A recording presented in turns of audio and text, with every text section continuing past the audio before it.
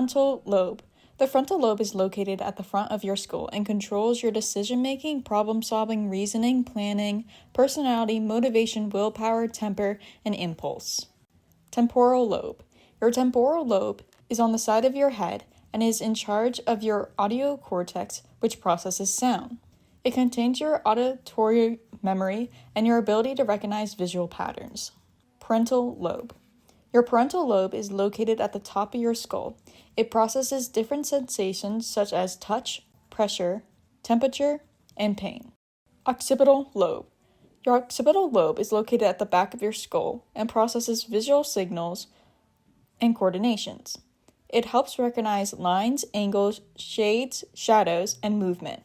Located in the back of the brainstem or spinal cord communicates all of the brain orders to the rest of the nervous system after it takes the information up the spinal cord from the nervous systems throughout the body and converts it into directions and orders to be relayed throughout the body, enabling you to move and run, walk, and function throughout everyday life. Corpus callosum. Your corpus callosum is a bundle of nerve fibers that connect and send messages to the left from your right hemisphere and vice versa. Hippocampus. The hippocampus is a brain structure in the temporal lobe, and it is involved in the processing, formation, and consolidation of new memories, especially during sleep. Conditions such as Alzheimer's disease or stroke can damage the hippocampus, leading to severe amnesia and inability to create new memories. Amygdala. The amygdala is found inside each cerebral hemisphere, and it helps in the experiencing and processing of emotions, specifically anger, aggression, and fear. Thalamus. The thalamus is often referred to as the sensory switchboard of the brain. It is the relay station between the brainstem and the cerebral cortex that guides incoming and outgoing messages. Hypothalamus. The hypothalamus is a huge part of our brain's reward center because it helps regulate body temperature, sexual arousal, hunger, thirst, and the endocrine system via the pituitary gland. The medulla, located just above the spinal cord, is the control and regulation center for your basic biological processes, such as blood pressure, your heart rate, breathing, and if these processes are damaged, survival is not likely. Pituitary gland. Although the pituitary gland is pea-sized, it is considered the master gland of the endocrine system. This is because it controls and regulates the activity of other endocrine glands in the body. It plays a crucial role in various bodily functions by producing and releasing hormones.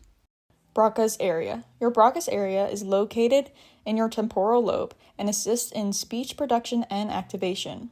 When damaged, people lose control of the muscles that help them speak. Wernicke's area.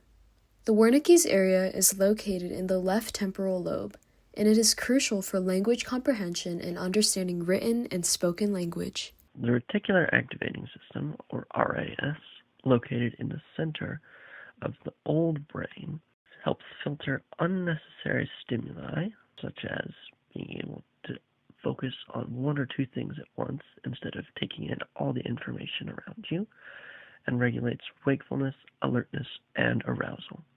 If destroyed, this system, which is critical for keeping you up and functioning, could have you fall into a complete and never-ending sleep-like state of a coma.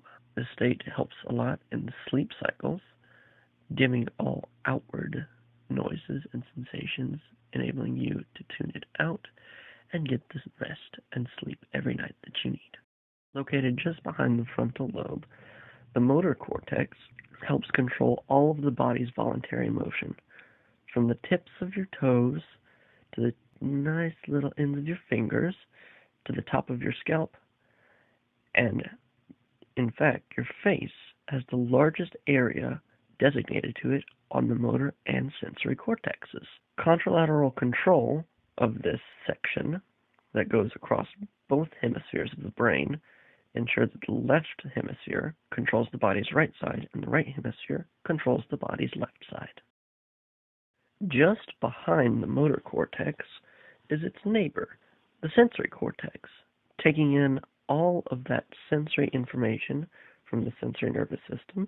It feels sensations such as pressure, temperature, physical touch, and more, enabling you to sense everything going on in your environment and using that information to process and help convey specific orders depending on the situation throughout your body.